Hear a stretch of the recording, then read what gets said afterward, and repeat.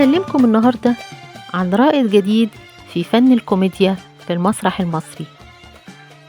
مكانته وأهميته لا تقل عن الفنان نجيب الريحاني. استطاع ببساطته وخفة ظله أن يصل إلى قلوب الجماهير. حلقة النهاردة عن الفنان علي خليل سالم الشهير بعلي الكسار.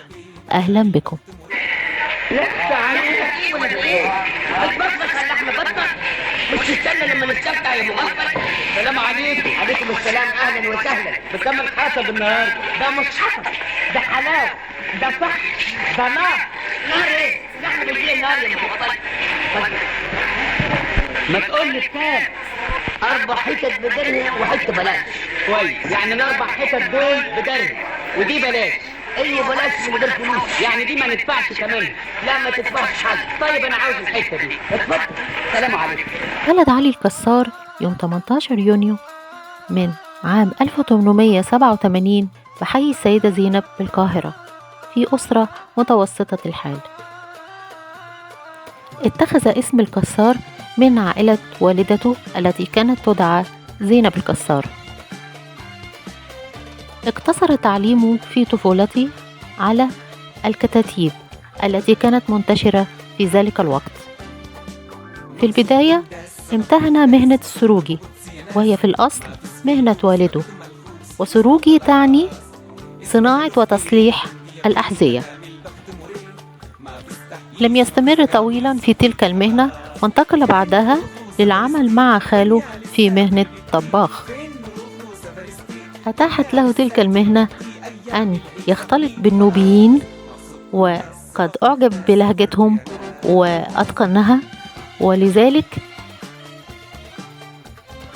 علي الكسار لا كان أسمر ولا نوبي، ولكن لاختلاطه بالنوبيين في مهنة الطبخ أتاحت له إتقان تلك اللهجة بشكل جيد، فكان يحلو له أن يدهن بشرته باللون الأسمر ويقف أمام المرآة ليقلد لهجة النوبيين.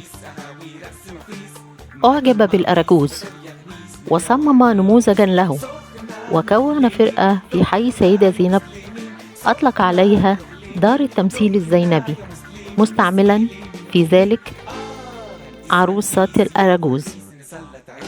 حدث ذلك في عام 1907، ولما نجح في جذب انتباه الجمهور انتقل بفرقته إلى شارع عماد الدين، ودخل في منافسة كبيرة مع نجيب الريحاني.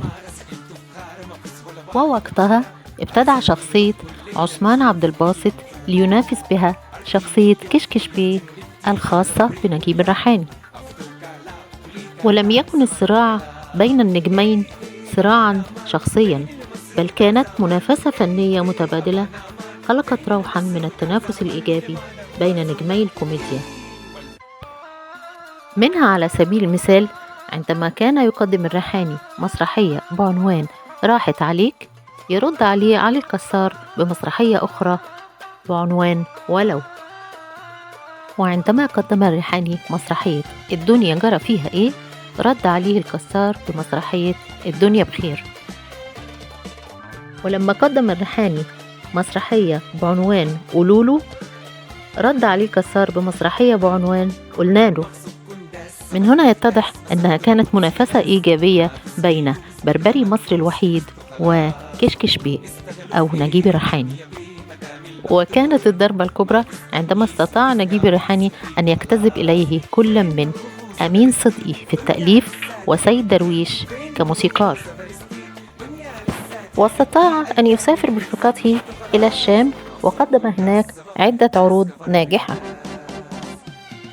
وعندما عاد مر بأزمات مادية أدت إلى إغلاق مسرحه بالقاهرة، وذلك بعد أن قدم ما يقرب من 160 عرض مسرحي، ولذلك اتجه بعدها إلى السينما وقدم عدة أفلام ناجحة، منها سلفني 3 جنيه، علي بابا والأربعين حرامي، نور الدين والبحارة الثلاثة، رصاصة في القلب، آخر كدبة، قدم الخير.